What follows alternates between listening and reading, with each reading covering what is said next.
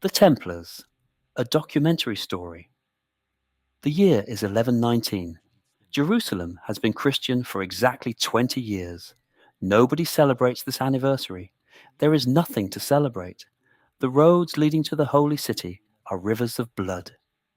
Every week, pilgrims, farmers, merchants, elderly people clutching wooden crosses set out from the port of Jaffa toward Jerusalem, 9 kilometers of open road through hills that hide everything. Bandits know this road better than the pilgrims do. They know where the rocks provide cover. They know how long it takes a man to die of thirst in the Judean hills in July. They know that no one is coming. The bodies are found later, sometimes. A French knight named Hugues de Payens watches this and cannot look away. He is not a young man. He has already seen war, already knows what violence costs, already understands that courage alone changes nothing without organization, without structure, without something larger than a single sword arm. He watches, pilgrims leave the port, and he does the mathematics that no one else is doing. How many will arrive? How many will not? What would it take to change that number? He approaches King Baldwin II of Jerusalem with a proposal so simple it sounds almost naive. 9 nights, a vow of poverty, chastity, and obedience, the vows of monks, but also swords, armor, horses, monks who fight, soldiers who pray, something the world has never seen before. Baldwin gives them a headquarters. Not a grand palace, the stables beneath the Temple Mount, the ruins of Solomon's temple. They sleep where horses slept. They share equipment. In the beginning, there are 9 of them for 9 years, 9 men trying to hold roads that armies couldn't hold, patrolling the hills outside Jerusalem in the dark. They call themselves the poor fellow soldiers of Christ and of the Temple of Solomon. History will call them the Templars. The Council of Troyes, 1129. Bernard of Clairvaux, the most powerful voice in Christendom, a man whose words could move kingdoms, sits down and writes a document that will change everything. In praise of the new knighthood. He is not describing soldiers, he is describing something new in human history.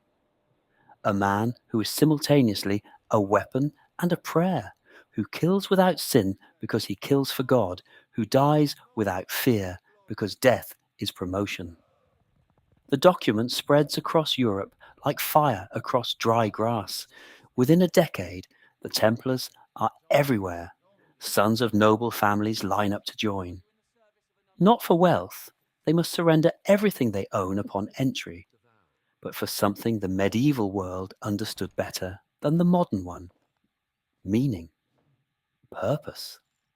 The specific relief of submitting your entire complicated human life to a single absolute cause.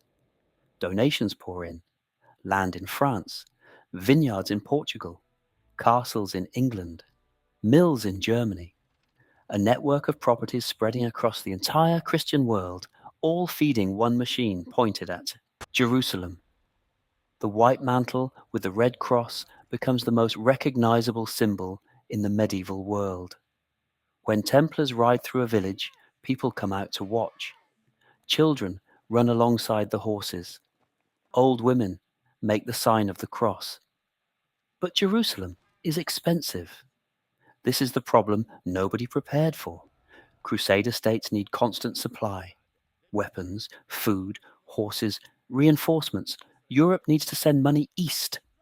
But sending gold across the Mediterranean in 1150 is a death sentence.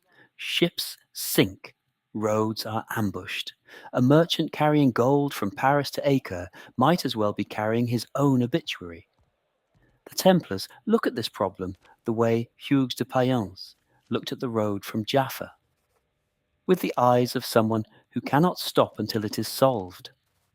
The solution they invent will run the world for the next 900 years. A pilgrim walks into a Templar commandery in Paris. He hands over his gold. counted, weighed, recorded in a ledger with inhuman precision.